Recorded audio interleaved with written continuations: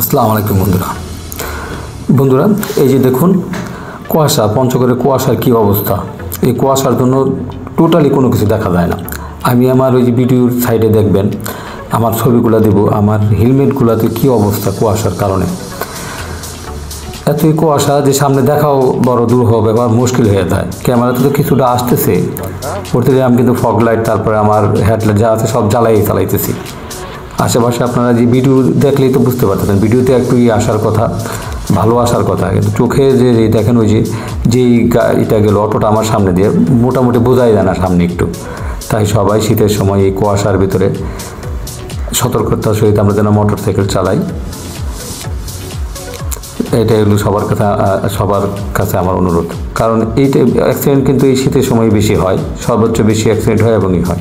আর পঞ্চগড় এমনি কুয়াশায় পরিপূর্ণ, শীতেও পরিপূর্ণ সবসময় থাকে। ঠান্ডা তবে তুলনামূলক গতবারের চাইতে এবার ঠান্ডাটা একটু আমার মনে হয় কম আছে, অন্যজনের ক্ষেত্রে কেমন জানি না, আমার মনে হয় একটু কম আছে।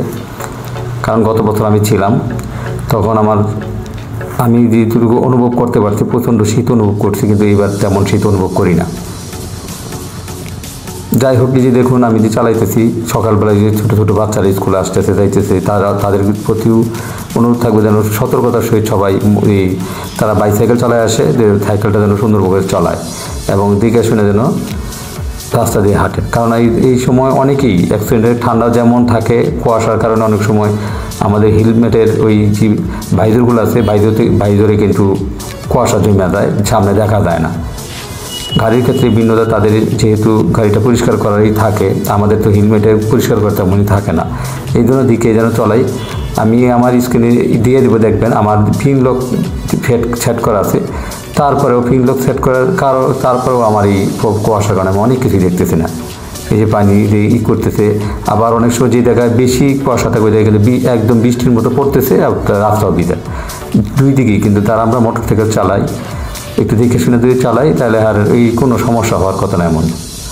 এই জন্য সবার প্রতি অনুরোধ, সবাই যে যার অবস্থান থেকে, এই যে দেখুন স্কুলে যাইতেছে সুন্দর করে, কাকগুলাও উপরে বসে আছে তার ঠান্ডার কারণে।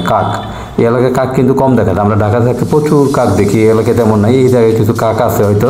তারপরে ওই যে স্কুলে যাইতেছে দেখেন কি একদমই করে, কিন্তু সবারই কষ্ট হয়। ঠিক আছে, আমরা চালাইতেছি, প্রচুর কষ্ট হইতেছে এই ফগের কারণে সব ক্ষেত্রেই। তাই সবার কাছে অনুরোধ, ভালোভাবে চালাবেন বাইক। আর যদি ভিডিও ভালো লাগে আরও উৎসাহ দেবেন, ভিডিও করব, কিন্তু বাইকটা ভালোভাবে চালাবেন। আমি আমার ওই ইনসাইডে সবগুলো দিয়ে দেবো, আমার ছবিগুলো যে কেমন ফগ জমছে, আমার ছবি দেখলেই আপনি বুঝবেন যে ফগ কেমন হয়। এত কুয়াশা এই এলাকায়, আসলে কুয়াশা।